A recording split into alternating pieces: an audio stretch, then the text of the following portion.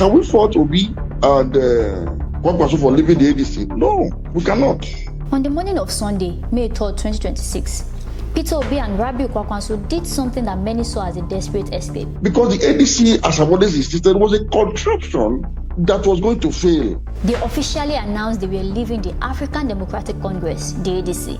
For sake of democracy, please, don't come here. They have both moved to a brand new party called the National Democratic Congress, or the NDC. While the news tell you this is just a disagreement, the truth is much darker.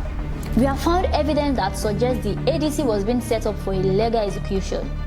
Peter Obi and Kwankwaso realized that if they stayed in that party for 8 more days, their names would never appear on the ballot for the 2027 election. They were being lured into a trap that would have ended their political careers.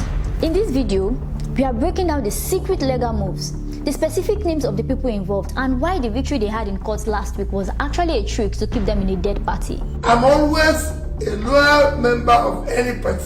You need to stay until the end to understand why this weekend was the most dangerous time in Nigerian politics since the last election. Before we continue, like and subscribe to our YouTube channel.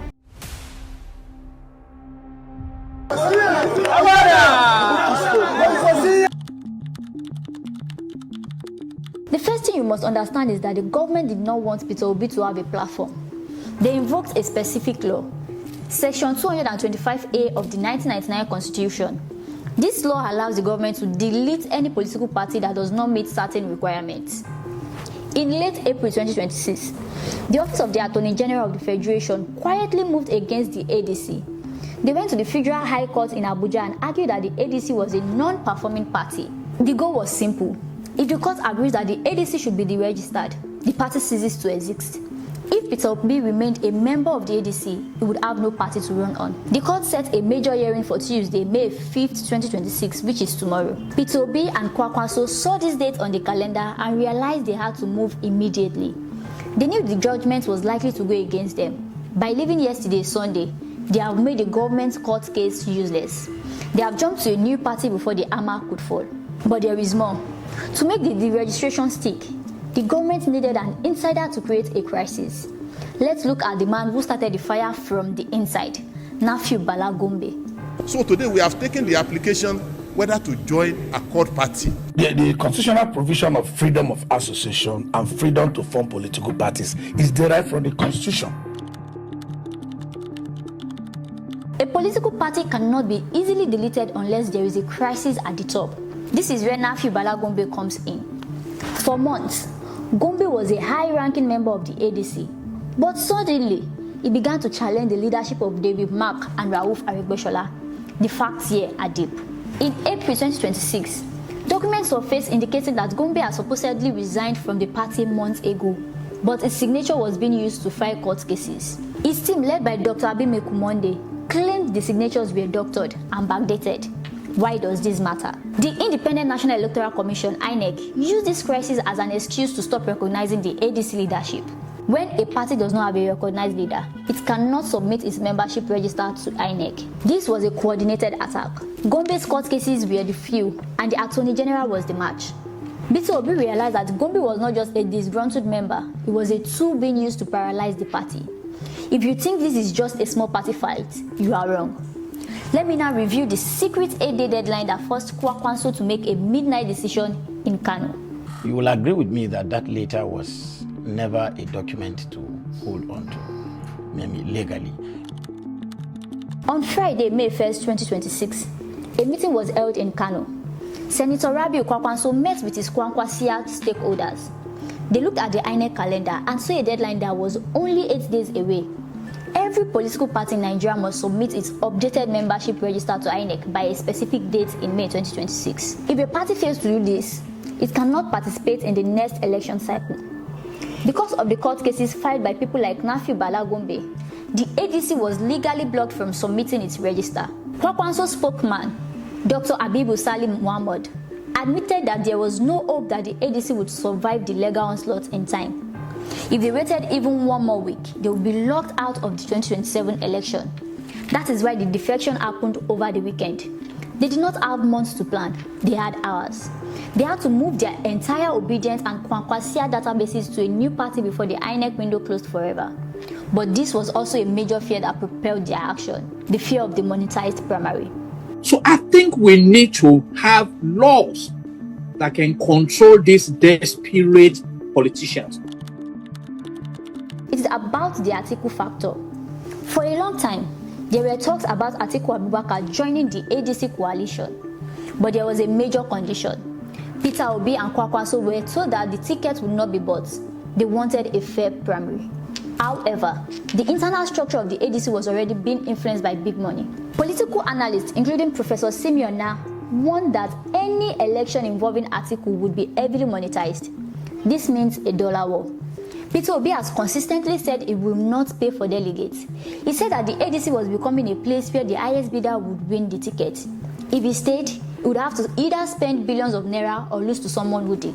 By moving to the NDC, he's trying to build a new house where money cannot buy the presidency. But why did they choose the NDC? And who is the man behind this new party?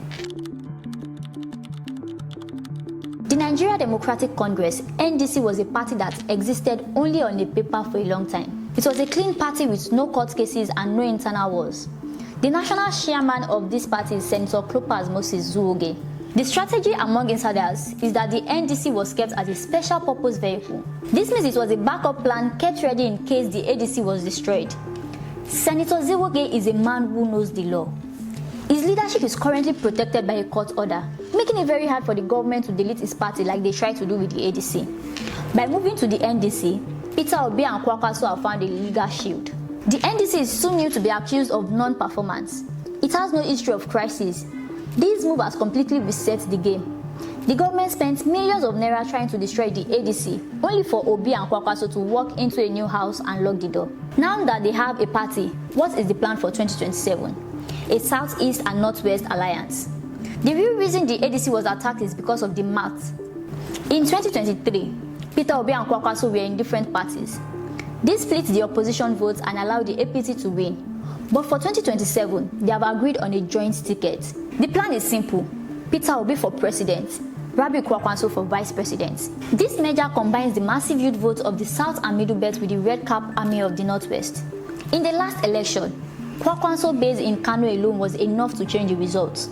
If you add that to Obi support in the East and the South, the ruling party cannot win a fair election. This is why the establishment is terrified. They tried to use the ADC crisis to keep these two men apart. They wanted them to keep fighting over which party to use. But by joining the NDC together, they have created a two-headed giant. They have solved the problem of the divided opposition a full year before the campaign even starts. But can this new alliance survive the attacks that are coming next? Before we wrap up, we need to look at what the government is planning to do to the NDC. They've made a good choice. They made a good point, and it's good for them to pair together.